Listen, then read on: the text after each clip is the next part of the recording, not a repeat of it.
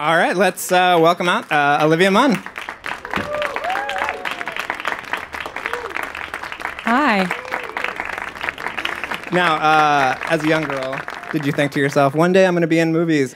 No, I never thought about that. No, being an actress was a wild dream. You know, I'm first generation American, so it was not. When I said I wanted to be an actress, my mom shut it down very quickly. That I was like, all right, I guess I'm not going to do that. I guess I'll go be, an engineer or something that Asians do. But you had these two lives of being a journalist and being an actress, and now you're sort of full-time actressing, right? Well, I studied journalism because I loved storytelling and journalism, but my mother wouldn't let me major in theater because she's like, you can't make money in theater. And so I could point to the news or to a newspaper and tell her, like, that's, this is journalism. And I knew I loved, the art of storytelling, and that's what journalism is. So she let me do that. But it actually came in handy because then I went on to The Daily Show where I pretended to play a fake reporter, and then I went to the newsroom where I pretended to play a real reporter. So somehow I used my degree. Now, how did you initially get involved in Mortdecai? My agents called me and said that the director, David Koepp, wanted me to put myself on tape. I was in Prague at the time, so I couldn't come in for an audition, so I put myself on tape, and then that got me to the next round where I Skype called with him, and then I got the offer. Now, your character is sort of a femme fatale. Did you like these movies? Did you sort of look to older femme fatales from the Bond movies or anything like that in terms of crafting your character? I knew my character had to be a badass and that she had to really be stealth-like and be a real competitor for everybody else chasing for this painting. But I never thought of her as a femme fatale until I read the breakdown of the press notes. They're like, Georgina, femme fatale. Yeah, I was like, they're pushing the femme fatale. And I was like, I guess I'm gonna say that now. That wasn't what I was describing her as, but it's good to know. I don't think that you can ever go in and go like, I'm gonna be a badass. Right. So if I ever went in saying like, I'm gonna be a femme fatale, I think I would fail. Do you have any favorite sort of either bad Bond girls or femme fatales because the movie sort of plays up on like James Bond movies and things like that? No, I don't. I'm sorry. That was a good question. I just don't have an answer for you. Someone else is going to ask it before the movie comes out. So, oh, really? Yeah, okay, give me an answer. Give me something. I'll just say it. I'll pretend like it's mine. Famke Janssen, GoldenEye. All right, great. Okay, Famke Janssen. Ask me again. So did you look to any James Bond? Famke Janssen. Okay. Oh, wow. Okay. GoldenEye. It seems amazing. Her ability to transform and to really become a femme fatale was inspiring. I actually called her a Bond girl one time, and she yelled at me. So, really? Yeah. She was like, "We're more than that." And no, you're like, "No, you're not." You're not. No. No, she is. She's also an X-Men. Yes. Why? Did she really yell at you, or was she more did. joking? No. She was very sort of pointed. It was bizarre. People call me like the girl from G4, and I'm like, yeah, that was me. Own it. Yeah. So you get to have some great scenes with Jeff Goldblum and Johnny Depp. Yes. What was it like working with those two guys? Were they complete weirdos? That's people ask me that question a lot, and I don't know if I would love people to ask them like, hey, you're weirdos, but because they're not weird, I think that it's because they're both so famous, like they've been famous for so long that I think people are weird to them when they meet them. So, when someone's weird to you when you're talking, when they come up to you, you're gonna just act weird back. Right. So that's maybe where they get it from. And they are eccentric, but Jeff Goldblum is awesome. I mean, I love Johnny, but Jeff Goldblum, he walked in and he's Jeff Goldblum. Like Johnny always plays such extreme characters. When you meet him, he's so normal and just easygoing and down to earth. Jeff Goldblum comes in, he's like, hey, everybody, touch my skin. It's like olives. I'm like, what? What is an olive? And the color? No, it feels like an olive. All right. Okay, Jeff Goldblum. Did you touch it? Yeah. It's Jeff Goldblum, and it feels like an olive. Yeah. Jeff Goldblum, I always feel like Jeff Goldblum he's not Jeff. I even think that his wife calls him Jeff Goldblum. Because he's so fully Jeff Goldblum. 24/7. 24/7. He's Jeff Goldblum. So Depp wasn't in character or prancing around or anything? No. Okay. No, he wasn't. No, but when we're doing the scenes, of course, we're all having, we're in character, and it makes it more fun because, we get to just play around and really delve into it. But no, not afterwards. Is that what he's known for? Is he go? I just assume that he's like Captain Jack all the time or like something. All Daniel Day-Lewis all the time? No, he's not. I had a friend of mine her friend was the assistant for Daniel Day-Lewis for a while, and she said that when she worked with him on Lincoln, and she had to get him a Starbucks every day, and I was like, I don't know if Lincoln actually had Starbucks. It's like when you hear stories that he was like Skyping with. Is that what he did? Yeah, it's like no, Abraham Lincoln didn't Skype. No, either do it or don't. Yeah, he would Skype with Sally Field and she would be in character too. Yeah, so I take that small little thing, the one little thing that I think Daniel Day-Lewis has ever done wrong, and I'm like, no. Throw it in his face. Yeah, that one thing. I'll look for it, and I'll find it, and I'll hold it dear to my heart. Well, it must have been fun, especially coming off the newsroom, to do something that's so crazy. I mean, realism is not really paramount in this movie. No, it's a heightened reality, and we all have to be extreme characters, but, we all have to believe it, so it's very important to have the realism within our hearts, but it's very extreme. But it was fun. It was, this character is very different than me. And like to have this character has no shame. Like she goes through she has, and I was like, how do you create a character that's so overly sexual and just it just doesn't care? She's openly hitting on a married man and doesn't care and wants everything and just doesn't really hold anything back. And I was like, well, her father is a billionaire, and Jeff Goldblum. Jeff Goldblum is my father in it, and that's what usually happens to people is like when they have so much money and they no longer have to be accountable for anything, and they're assholes. Because you're like, I got money, I can do whatever I want. And that was kind of like she had no shame, and she's like, I'm going to do whatever I want. And that was fun because it gave me that permission. And what was it like working with Kep? Because I don't know if you guys know him, but he wrote Jurassic Park and Spider-Man and all these huge movies. He's awesome. He's a really great director because he lets you play and you get to bring a lot to your character, but he's very... usually have storyboards for every movie, and they break it down to like each scene you can see it. But I've never seen anything so detailed. I mean, like if you took all the cards together and flipped them, it would look like a flip book because he was so detailed. But within everything that you did every day was just you were. I mean, it's very unusual in a big movie like this, an action movie, that we were in like at 9 and out by 5 because he just had everything working like clockwork. And Goldblum's skin just. Golden skin. It is like an olive. Did you read the books that this movie is based on, or no? No, okay. I didn't. No. Did you? No. You did no preparation for this interview? No, I did no That's wrong. I'm going to find the one thing you did wrong. One of us on this stage has seen the movie, and one of us hasn't. Yes, so. I have a hard time watching myself in movies. I know. I did the movie. Yeah. I feel like that's like I know the movie, so that's a good thing. Yeah. But I have a harder time watching myself. Just because, it's hard when you watch yourself. You just get very critical. Right. Yeah. As we're going to watch this podcast when it goes up on... I won't watch it. I won't either. No. I'll wait for someone to just send me screen grabs, and I'll Instagram those and pretend like I've watched it. Please, tag me, please. No. Damn it. Well, I was going to ask you if you sort of shot anything that didn't make the movie, but if you haven't seen the movie... No, but I do know because they told me there was a scene... So my character has this fetish with mustaches, and so they had this random scene, which I just thought, it doesn't fit with the movie, but it never fit with the movie. It was just supposed to be the scene, and it just randomly cuts to her in a horse stable, and it's just me and a horse, and I'm just petting his mane, and I'm like, don't be mad at me, come on. And it's just like, then you reveal that it's me and a horse, and then David was like, just improv, just come up with different lines, and one of my favorite ones, which immediately I knew they were never going to keep. But I whispered to the horse, and I said, I have to tell you a secret. I'm late. And I got a little chuckle just like that. And then mostly I looked up, and people were like... And then that's when I felt like a winner. That's when you knew the scene would not be in the movie. And I was like, you'll be stupid not to put this in the movie. They didn't. Well, a lot of the movie is about mustaches, and either... Yes. Because Gwyneth Paltrow doesn't like the mustache. You do. Yes. What is your personal stance on mustaches? My personal... I prefer I prefer a beard. I think beards are cool. I think a mustache... It's a lot of party on your face. It's a lot of things going on. I prefer a beard or scruff. Okay. Yeah, 66 right there. He's got the beard. What up? His government name isn't 66 though. Don't confuse that. His mother did not name him that. Should there be further Mortdecai adventures? Would you be down for returning to this world? I'm down for any and all work. Okay.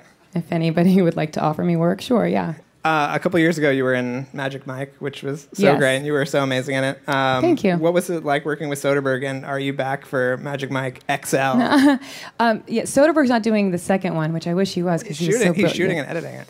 Yes, He's everything. He's part but, of it. Yes, and he's but it's so fun because he's really collaborative. You know, when you get to work with, there's a certain people who are really geniuses at what they do, like Sorkin, Jon Stewart, Soderbergh. They're really fun and collaborative, and it was really fun on set. So my character in the beginning on the page, she didn't really. She was just the girl that he was hooking up with, and at the end, she's like, "I've got a boyfriend, fuck off." And then I was like, "That's it. That's like," and I said, "Well, I only wanted to do it if I could make her like a guy." So I based her off an ex-boyfriend, somebody that like a lot of times in life, like when you're a girl, you're dating a guy, and then you've been hanging out for a couple months, and you're going to breakfast together all the time, you're going shopping, and everything's cool, and you've never really had the conversation. Then one day you're like, "Oh, so my girlfriend's having a birthday party," and he's like, "Whoa, I think that's a little early," and you have to be cool about it because, "Oh yeah, totally, whatever." And guys, for some reason, have get away with that, and I feel like there's a lot of girlfriends in my life who are like that, but they're not always depicted like that. So I created her and with the idea of like what a man would be like and what they're depicted like, but really how a lot of my girlfriends are. So we're hanging out, my character and Channing's character are having sex and fooling around, and he starts to fall, and she's like, "Oh, yeah, no." So you will not and not apologize for it either. And you won't be back for the sequel. I think the sequel is a prequel. Is it really? Yes. Wow. From what I understand. News. I think from what they've last told me. And you just finished The Newsroom. What was that like? Looking back on that whole experience, right. What was that sort of like? Being on The Newsroom changed my whole career. Like, and you hope for that opportunity, but you just don't know. I mean, it just really gave me the opportunity to show people what I was capable of, and I mean, I'm forever grateful for that opportunity. So, how hard is it to read those Sorkin? I mean, is it as legendarily hard as people make it out to be? It is difficult, but for me, I found that if you read every episode, there's a theme to every episode, and what you're saying is, is basically just mimicking this theme. For me, I had a lot of financial jargon and a lot of stuff to memorize, and the only way to say it, the only way to memorize it was to really know it, and the only way to deliver it the right way is to really know it. So. Sometimes it was hard when you're just like rattling off stuff, but I just did a replacement of it. For example, there's one episode where on the surface it would look like my character is trying to teach Emily Mortimer's character the economy, the history of money, and every time I say something, she comes back and says, why does he hate me? Even though she, it was her character with Jeff Daniels, like that, she cheated on him, but she's sorry, and it's just gotten so bad, and so whenever I'm telling her something about history, she comes back with that. Now on the surface, it would look like she's, not really focused, or if you're just reading it, like, oh, she's just so wrapped up in the relationship, and then I'm just trying to teach the economy.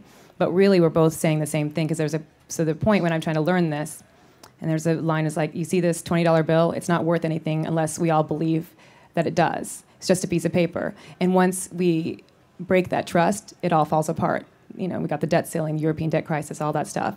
I'm mimicking the same thing. So to memorize that, I said, I'm looking at her and I'm explaining this. So when she says, why is he so mad? I'm like, well, relationships, all of this doesn't mean anything unless we all believe that it does. Once you break that trust, i.e. cheat on him, it all falls apart. That's why he's mad at you. Debt crisis, blah, blah, blah. So that was the easiest way for me to memorize, was just to find the theme and then a replacement. Do you feel like you now know a lot more about sort of international affairs and?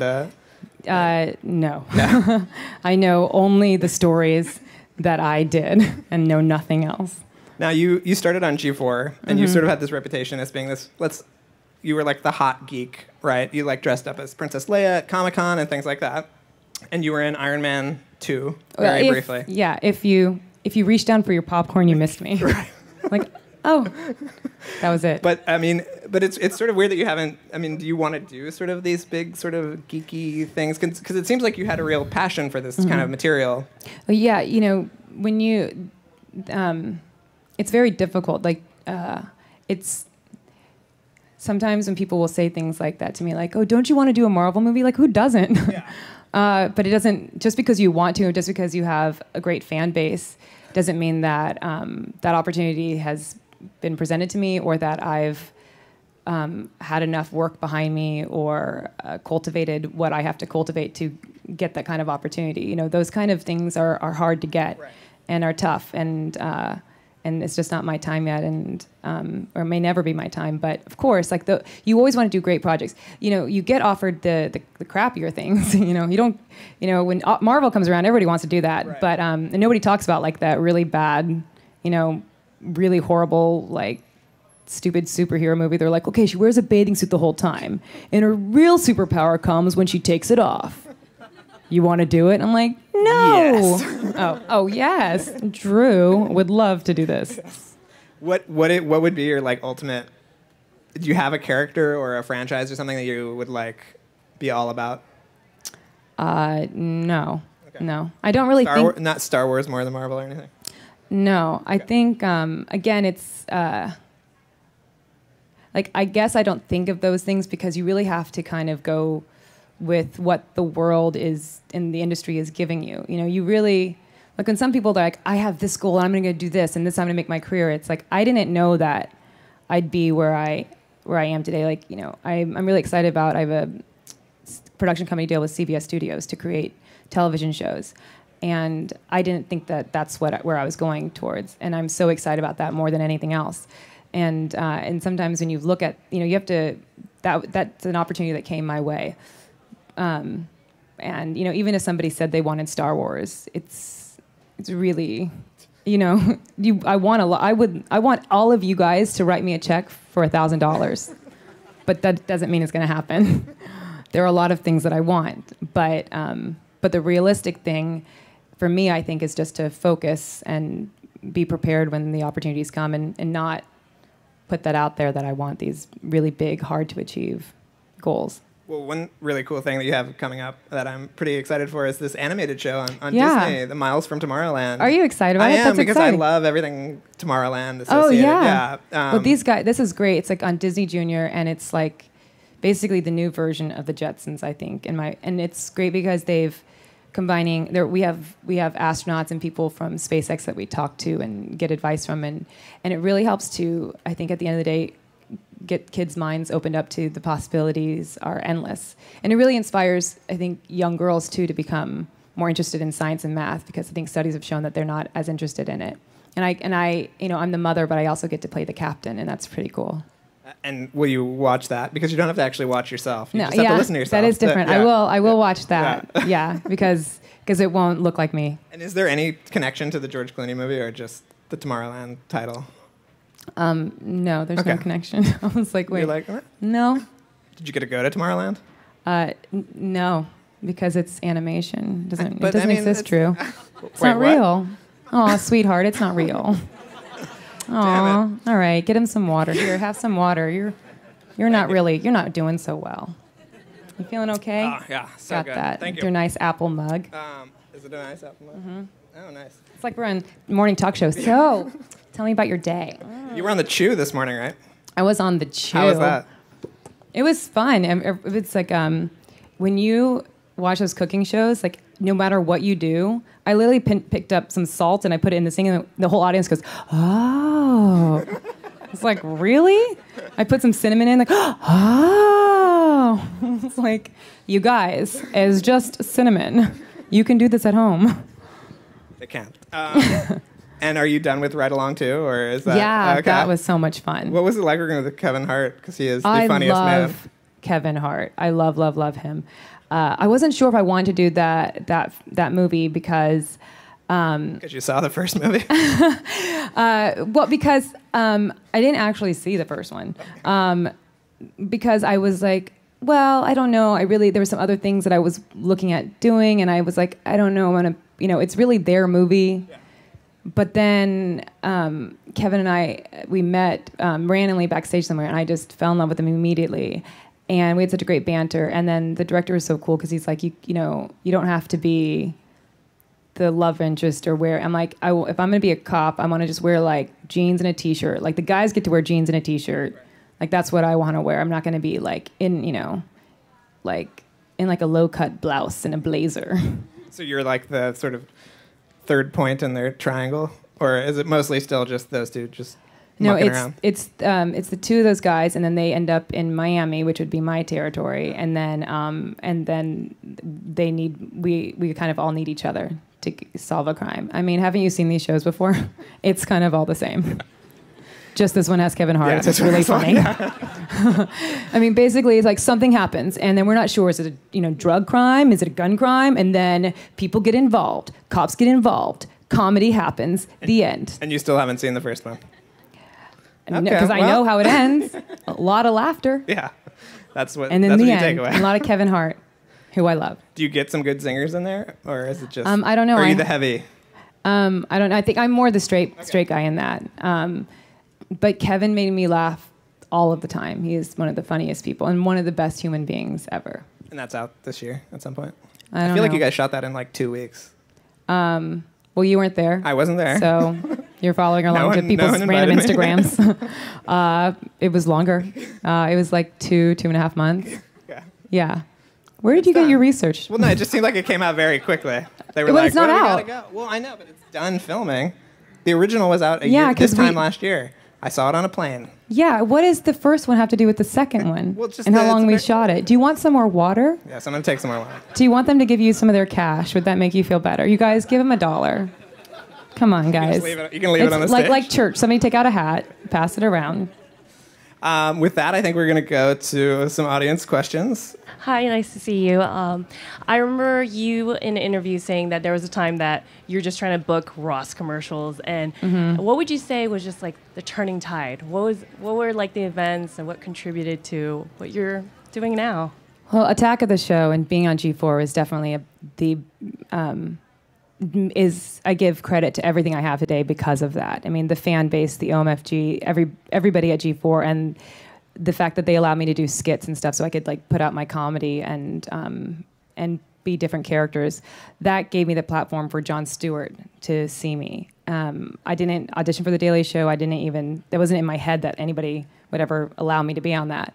And I was lucky that they were looking for a new female correspondent. He saw that because of my work on the Attack of the Show.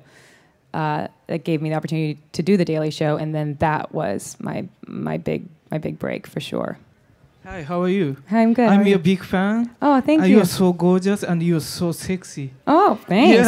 Yeah. Wait, are you talking to her or me? Yeah. Then you look so smart. Oh. I'm afraid to talk to you because you look so, What's your favorite Japanese food? Then do you have a good memory about Tokyo, Japan? Thank you so much. Nice to talk to you. Yeah, nice talking. はじめまして。日本語を少しだけ。はい、ありがとう。I do remember Japan because I was there, like until I was 16. I was from 8 years old to 16 years old, and I lived on an air base, Yokota Air Base. Do you know the Yokota Air Base? Yes, and I think my favorite is yakisoba. Yeah. Hey, arigato. Hi. Hi, Olivia. My name is Evan. I'm a big fan of Marvel, and Robert Downey Jr. and Johnny Depp are my two favorite actors of all time, just so you know. Wow. FYI. So that's so cool. They're both awesome guys. Oh, really? I mean, how do you compare them both? How do I what? How would you compare both of them? Johnny is when Robert walks in, he commands the entire room. I mean, he's already. It's like, when you're a comedian like that, he walks in the room and everyone's laughing and he's making jokes right away, and it's a really big thing.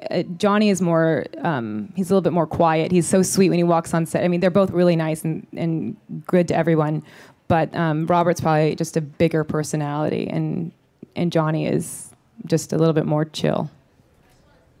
Hi, how's it going? Good. So what made you decide to do Newsroom of all the great stories out there. But like, I mean, I love you on the show. But I was wondering, like, what made you decide to do it of everything out there?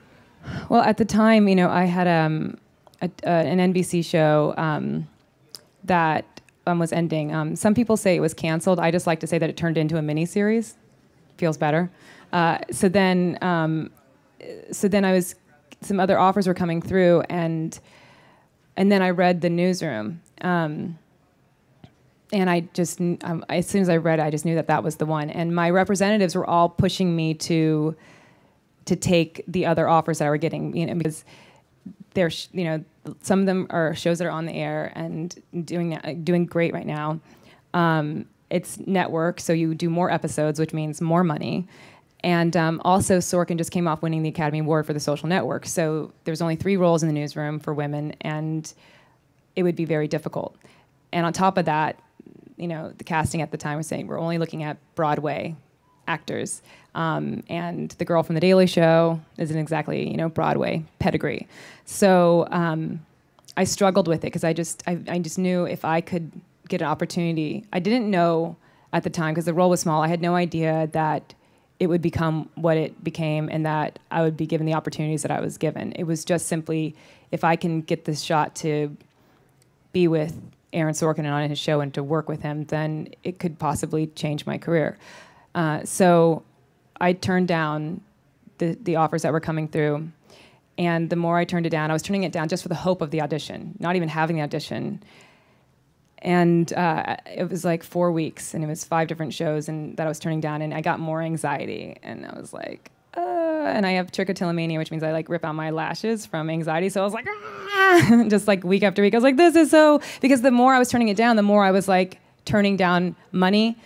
And also it was meant that the more time I haven't even secured an audition. So I was like, what am I doing? And then I went to Jon Stewart when I got I remember the 5th offer, this other show, and I went to Jon Stewart because I was on The Daily Show at the time, and I was like, I don't know what to do. Like, we don't have the audition set up, and this isn't yet another show that's coming and going. Am I just being stupid? And he asked me 2 very simple questions, and after that, I knew my answer. And he said, if you take one of these shows and you don't wait for Sorkin, will you regret it? And I said, yes. And he said, okay.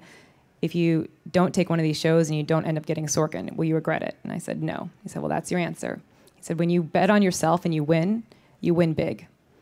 And, I bet on myself, and I rolled the dice, and I just knew that it was something special. And that's why you have to hold out for things special. If you just, I got in my car, and my broke down Land Rover Discovery that broke down every 100 miles from Oklahoma to California, and I came for just a hope of something better and of just a dream, and it changes. Your dreams change and grow, and I was in this situation. I was like, yeah, all these shows would be better from where I started, but this is something. This is the dream, to be able to go after things like that, and give yourself a heart attack in the process. I mean, the day I found out, I went back to The Daily Show. I told John, and he was like, yes. And I said, great. And I sat down, and I had the most insane migraine that just immediately came over my head because I'd been holding on to so much stress for over a month. Did the experience sort of fulfill all of that stuff that you sort of wanted it to? Yeah, more than I ever thought. I had no idea that he would give me the opportunities that he gave me, and that the people, you never know when you do a character if people will respond to it. I made a decision to make my character unapologetic. I think a lot of times women are apologizing for being feminine and being strong, and I was like, oh, people may not like this, but I'm one of the characters in this. Maybe they won't, maybe it'll kind of blend in. But thankfully, it was a nice response. Hi, how are you? Hey, good. How are you? Completely different topic, but I'm just wondering if you were a very big football fan prior to this year, and if you had any thoughts on the game this weekend. You're dating a football player, right? I read this online during my vast research. You're this like, on Wikipedia. Yeah, you just did a search on Twitter and looked at the first 10 tweets. It's like, she didn't tag me for tonight, but yeah. I liked football, I think like regular person likes football. I wasn't, I don't play fantasy football and things like that. But the biggest thing is that but realizing it and seeing it firsthand, like how amazing that team is and how hard it is to do what they do. I'm in awe of my boyfriend and of that team. What team is it? The Green Bay Packers. I don't know. Great research, Yeah. this guy. Listen, I'm a film journalist. Some more Okay. water. Hello. Hi. Thanks for coming out today. Yeah. You mentioned you had a recent deal with CBS, a production deal with them. I wondered if you could speak more about that, how you got the deal, and what type of project you'd like to see yourself doing in the future, if not acting, more producing, or. I'd been. I don't know what was going on in the world or whatever at the time, but I just at the same time was talking to my literary agent at CAA about some TV show ideas that I wanted to just create. Wasn't for me to do. I just had ideas, and I thought I'd want to do them. And at the same time, he was being approached by different networks and studios to give me a production company deal, and that can happen for actors time to time. A lot of times, it's a production company deal for you to create your own show for you to star in, but I wasn't interested in that because I just wanted to be able to go just to create. And thankfully, that's what this opportunity was, and just for me to produce and create television shows, and as many as I can. They've given me that opportunity. So the deal they gave me was to, it was enough to hire executives and a staff, and so that I can really focus and move forward on trying to create content. And right now, I'm getting the team together. And then once we all get together, we'll decide the direction that we want to go. But I do have ideas, but I think it's important once you get the team together to vet it out and go forward. Thanks. Hi, back to the newsroom. How far in advance did you get the scripts, and what was your reaction when you found out you were going to kill Charlie? Well, did I kill him? We got the scripts. Aaron Sorkin writes every single episode, and there are times when we would just be waiting around for 2 weeks, and that's how much thought and care he puts into them. And then there'll be times where we in season 1, I had an episode where my character goes into Japanese, going back and forth. It's hard enough to do Sorkin dialogue. Now do it in Japanese. I got that the night before, and it was intense. And that's more rare, but that happens. And so that you'd go from periods of being waiting around to getting massive dialogue the night before. And when I was reading that script in bed where Charlie has a heart attack, and then Emily Mortimer said, he died, and I threw my script down and screamed. I just couldn't believe that he went there, and I was so. I didn't know what to think. It was just an exciting thing to read, just that somebody would kill off a main character and do it in that way. And then we went to the next day to talk to Sam, because Sam didn't know until he read it, and he was just beaming. He was like, yeah, I die. In a way that every actor is excited to do something really dramatic. You're like, oh, I have a crying scene. Oh, I can't wait. Oh, I'm going to die. It's you get really excited. Hey, Olivia. So my daughter, who's also Olivia, is a big fan of yours, and one of the things that she really admires is the fact that you're an animal lover. Oh, so thanks. this is her rendition of Chance, which is oh my your gosh, new that's so family sweet. member. That looks nothing like him. I'm not going to tell her that. Okay, but, well, maybe you should. You should. Okay. Oh, yeah. All right. I'm just kidding. No, Very thank you. Tiger That's so Mom sweet. of you. So, yes, well, okay. I am Asian. So no, that's very sweet. Thank you. The question that we had was, how did you get interested in animal activism, and what kind of prompted you to get involved in animal health and animal care? I think I've always loved animals, and then when you start to get exposed to what happens to so many animals, when you actually see the videos and hear about it, and all the animals in the circus, that's what really stood out to me. Finding out that the animals in the circus are, electrocuted and chained up and forced to perform all these stunts, and in front of the crowd, everyone's smiling and laughing, and it looks great. But then behind that curtain, it's just torture. And I grew up in a pretty tumultuous family, so there was a lot of it was a pretty intense upbringing, and I quickly connected with that feeling of like from the front everything looks great, but from the back, once you go behind that door, it's a different world.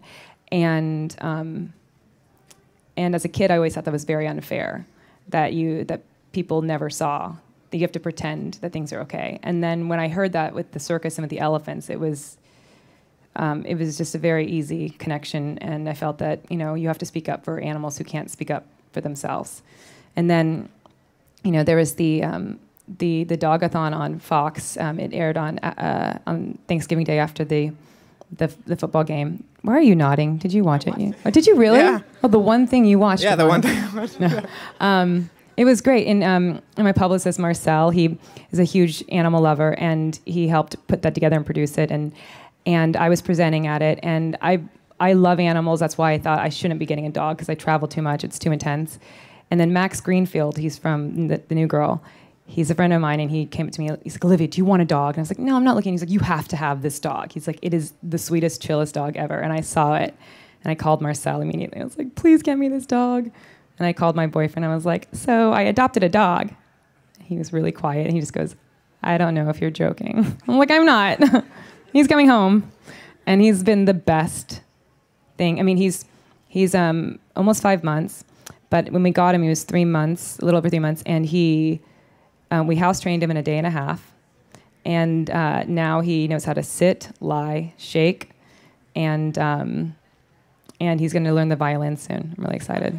No, but he has a brief role in Ride Along 2. Yeah, he's going to be in Ride Along 2, which we shot in 2.5 weeks. Hi, you were Hi. brilliant, the network. I'm curious, because of all the dialogue, was every word literally verbatim from what was written on the page? Yes. Or could you sort of... No, you cannot. No. Every word, it's verbatim to the script, to the dialogue. But it's important when you see how Aaron writes, he writes for each character, and you actually get to learn a lot about each character by the way the dialogue is written. And they're, the best... Improv is great, and I love improv. It's a fun art to do, but it's really amazing to read a script and not have to improv. Like everything is right there, and it's fun to do that. I loved it. Some people I heard had a problem with it, but it made it more rewarding because it was so challenging. Thank you. All right, let's thank Olivia Munn one more time. No, let's thank Drew for his subpar researching. Thanks, Drew. Listen, I do what I can. Go see Mortdecai. But an A+ beard, might Thank I you. add. And I've actually seen the movie, so. Oh, hey. All right. It's really fun. It's out next week. Yes. And go buy your tickets on moviephone.com. Yes, thank you, guys. All right, thank you. Thank you.